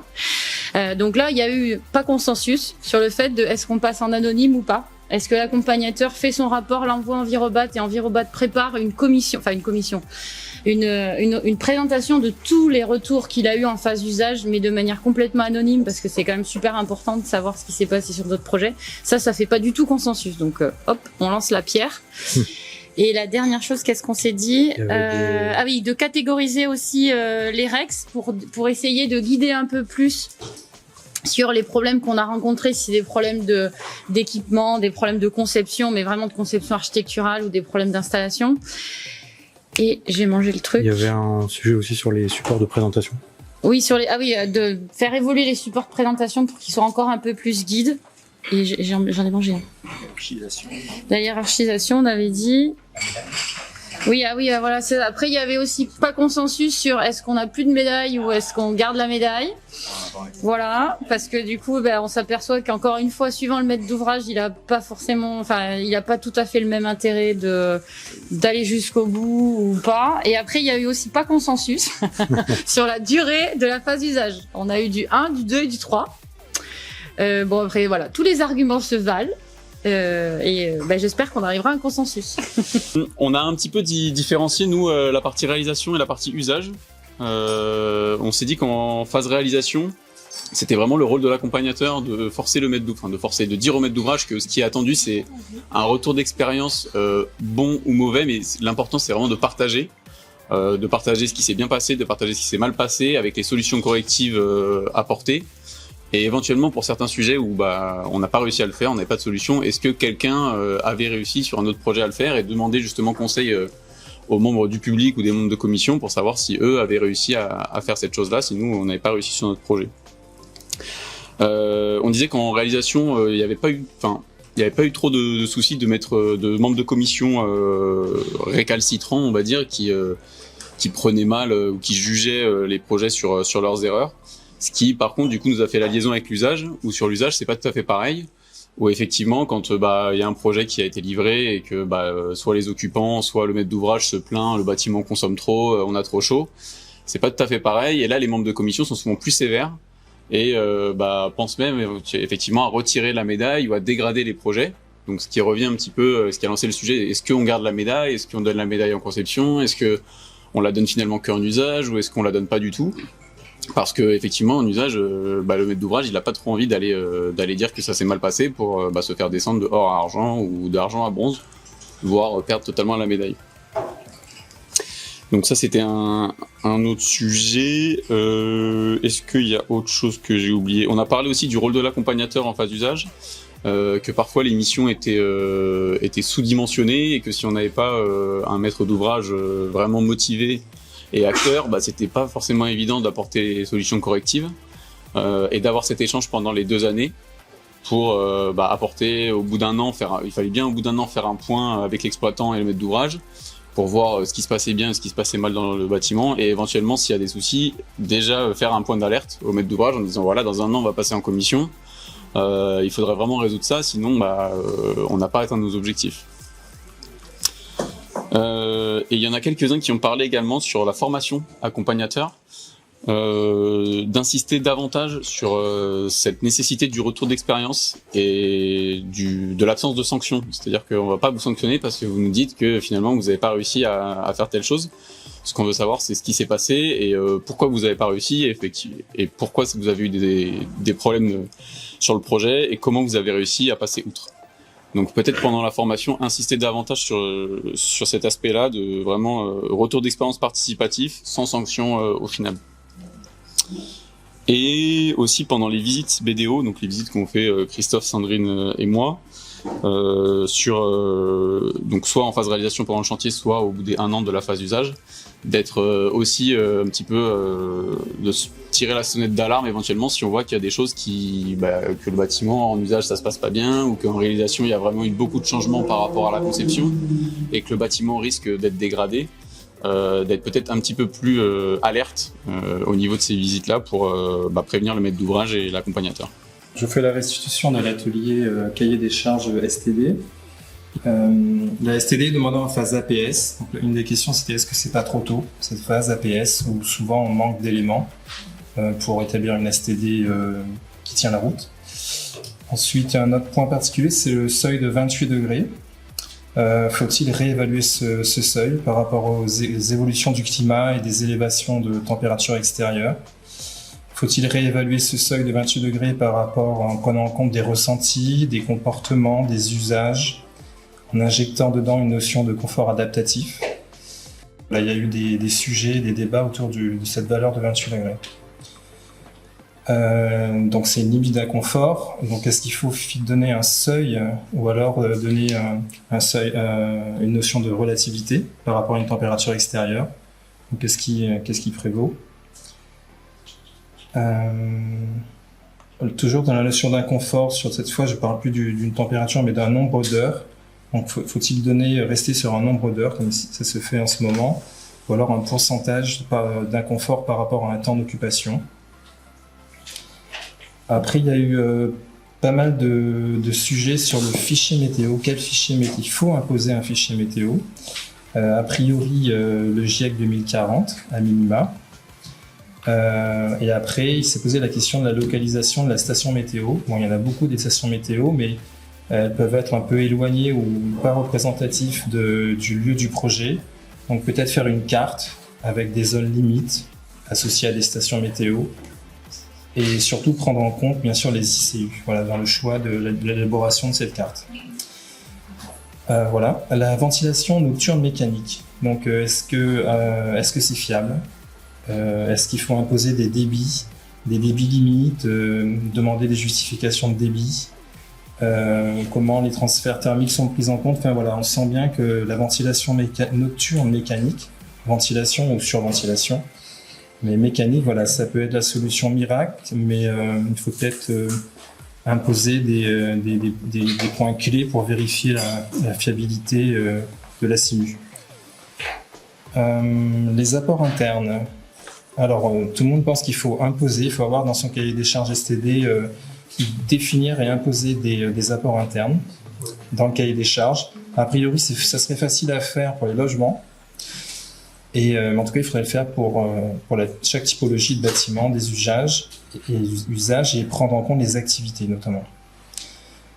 Il y a eu un petit laïus sur les volets roulants à lame fixe, la pertinence des volets roulants et la prise en compte de ventilation naturelle, l'efficacité de ventilation naturelle avec des volets roulants. Donc à proscrire ou pas, en tout cas voilà, c'est à proscrire au niveau conformité. J'ai noté plus comme un discours d'accompagnateur à avoir en phase conception. Dans les logements, on a parlé d'exigence de moyens. Il serait peut-être intéressant, pertinent par exemple sur un niveau hors, de dire que les logements doivent être traversants à partir d'une typologie type T2 par exemple.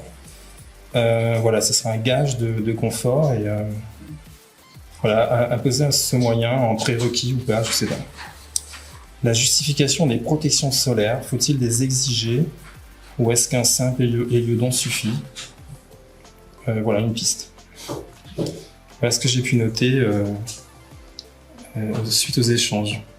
Merci. Et merci. Merci d'avoir participé à ces réflexions également, à tous ceux qui ont participé à cet atelier. Le sujet là, c'était de voir comment on pouvait avoir plus de membres de commission, déjà en commission, qui sont dans jury de commission. Donc pour rappel, il y a 5 domaines professionnels qui sont représentés: architecte, entreprise, maître d'ouvrage, AMO, expert. Il y a 97 professionnels qui sont pour le moment inscrits en commission, en membre de commission, mais il y a une grande majorité qui n'est pas active, ou très peu. Donc en gros, il y a 25% qui est très actif, Un groupe 2 où il y a 22% qui vient à peu près 2 fois par an, ce qui est a priori demandé pour rester membre de commission. Et ensuite, il y a le groupe 3 qui représente 20% qui vient 1 fois par an à peu près. Et le groupe 4, 33% qu'on ne voit jamais. Donc voilà, c'est un peu la difficulté. Et en gros, là, c'était de savoir déjà, Envirobat essaie de remotiver régulièrement les groupes 3 et 4, les 2 derniers groupes. C'est pas évident, et se poser la question de savoir si les membres du groupe 4, finalement, devaient être plus écartés, parce que visiblement, ils ne sont pas si motivés à être membres. Donc en fait, ce qui a été proposé, c'est de leur poser la question, de renouveler leur engagement ou pas, comme membre de commission, dans les prochains mois pour pouvoir vraiment savoir ce qu'il en est, quoi. Donc ensuite, l'enjeu, c'est de recruter aussi des membres de commission dans des domaines professionnels où ils sont moins représentés, notamment au niveau de la maîtrise d'ouvrage et des entreprises. Donc, si je reviens... Oui, alors... avant chaque commission, ce que fait Christophe, c'est qu'il envoie des mails, voilà. Mais récemment cette année, il a envoyé une invitation Outlook à tous les membres de commission pour que déjà ça soit calé dans l'agenda sur toute l'année, dans l'idée, a priori, que chacun s'engage à une période donnée. Sauf que au niveau de la communication, ça n'a pas été compris toujours comme ça. Certains sont engagés et viennent, d'autres sont engagés, viennent pas forcément, et d'autres ont gardé ça dans leur agenda, mais pas forcément en montrant leur engagement au travers de ce système-là. Mais en tout cas, c'était quelque chose de très bien pour savoir à quoi s'en tenir tout le long de l'année. Une idée qui a été proposée, ce serait si on clique quand on participe à la commission dans l'invitation de Outlook, c'est qu'on s'engage à venir en commission. Une autre pour toute l'année. En gros, durant toute l'année, en début d'année, on dit quand on participe et on s'engage. Une autre idée, c'était de peut-être, comme c'est peut-être difficile de s'engager sur une année entière, très en amont, ça serait peut-être qu'on nous pose la question, qu'Envirobat nous sollicite peut-être 2 mois, 1 ou 2 mois avant la commission, qu'on soit un peu plus sûr de notre planning, mais en même temps suffisamment en amont pour s'engager de manière assez sûre et pouvoir être sûr d'honorer cet engagement. Donc ça, c'était un sujet traité à ce niveau-là. Ensuite, comment on recrute d'autres potentiels candidats membres de commission. Il y a certains membres déjà actifs qui en parlent autour d'eux pour des potentiels nouveaux candidats, mais ça peut être une démarche qui peut être plus généralisée. Voilà, c'est ce qui a été évoqué. Ensuite, on pourrait, ce qui a été évoqué aussi, c'est de demander aux accompagnateurs qui sont membres de commission, qui présentent un projet un jour de commission. Bon, c'est délicat de les faire être membres de commission à la demi-journée où ils présentent leur projet. Par contre, ils sont sur place. Est-ce qu'ils pourraient être membres de commission la demi-journée où ils présentent pas leur projet? Bon, ça les mobilise sur une journée peut-être plus complète, ce qui est aussi un sujet qu'on a évoqué parce que mobiliser des membres de commission sur une journée entière, ça peut être compliqué. Et une des solutions pour que les membres de commission envisagent de venir plus souvent, ça serait de communiquer sur le fait qu'on peut venir qu'une demi-journée. C'est quand même plus facile de se mobiliser à ce moment-là sur une demi-journée qu'une journée entière. Donc ça rejoint notre sujet. Et ensuite, pour recruter donc surtout par exemple des maîtres d'ouvrage, on pourrait, Envirobat pourrait faire un teasing un peu ciblé en montrant en fait les projets, en communiquant sur les projets qui vont être présents en commission, les typologies, les personnes intervenantes aussi, qui pourraient donner envie de venir plus souvent, peut-être pour faire de la veille, échanger avec des personnes éventuellement, parce que c'est aussi un lieu d'échange. Potentiellement, voilà, c'est des futurs clients ou des futurs collaborateurs sur des projets, sur d'autres projets. Donc ça peut être quelque chose qui peut attirer autant les corps de métier qui sont déjà présents en commission que des maîtres d'ouvrage aussi, qui pourraient profiter de retours d'expérience pour leur futur projet. Donc voilà, si on connaît des personnes aussi qui vont intervenir à l'avance, ça peut intéresser pour aussi avoir l'occasion d'échanger avec quelqu'un en particulier qu'on a identifié comme intéressant pour notre future clientèle. Voilà. Ça, c'était un sujet en particulier. Sinon, oui, il y avait un sujet d'image aussi, très technique d'Envirobat de manière générale et les commissions, qui pouvait parfois donner un peu un sentiment d'illégitimité pour les maîtres d'ouvrage notamment, qui se sentent peut-être moins à l'aise sur ces sujets-là et qui, du coup, ont l'impression qu'ils n'ont pas forcément leur place, ce qui est complètement le cas. Donc, essayer de communiquer plus sur cet aspect-là, du côté d'Envirobat, les membres de commission, les accompagnateurs de manière générale auprès des maîtres d'ouvrage pour vraiment leur faire comprendre qu'ils ont leur place. Et ce qui a été évoqué aussi, c'est qu'on peut utiliser des canaux comme des associations, comme l'URCOFOR par exemple, voilà, pour essayer de travailler sur cette image, déconstruire cette image qui existe et qui se sentent plus à l'aise. Voilà, je crois que j'ai fait le tour. Est-ce que j'oublie des choses ? Oui, il a été aussi évoqué le fait qu'on pouvait faire plus de journées de commission avec des demi-journées, peut-être 22 demi-journées au lieu d'une journée. En termes de logistique pour Envirobat, ça peut être compliqué. Ça mobilise beaucoup de moyens notamment. Et peut-être communiquer plus sur le fait qu'on peut être présent qu'une demi-journée. Un dernier point important, c'est que les maîtres d'ouvrage, ils pourraient être tentés de venir comme membre de commission, mais commission de manière générale, pour avoir un retour d'expérience sur des systèmes innovants, être rassurés sur quelque chose qui est faisable, lorsqu'un architecte leur propose un système, a priori ça leur paraît un peu extraordinaire et peut-être trop complexe pour leur projet, et en fait en voyant ce retour d'expérience, un autre maître d'ouvrage qui va dire qu'a priori il se lance ou il s'est lancé et que ça fonctionne, ça peut les inciter à aller dans le sens de l'innovation. Et de montrer que c'est un endroit aussi de pragmatisme et pas forcément juste des AMO et des personnes sur l'environnement qui sont un peu hors sol, quoi, d'après la vision qu'on peut avoir parfois. Voilà, est-ce que j'oublie des choses ? Oui, tu veux compléter ? Une chose, c'est, mine de rien, pour donner envie de devenir membre de commission, il faut que ça se passe bien en commission.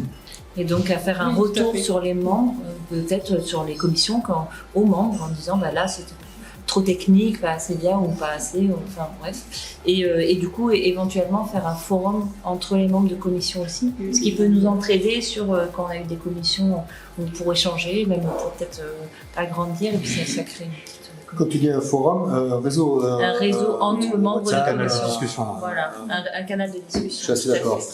Voilà. Je suis assez d'accord. L'extranet ou le canal le permettra probablement.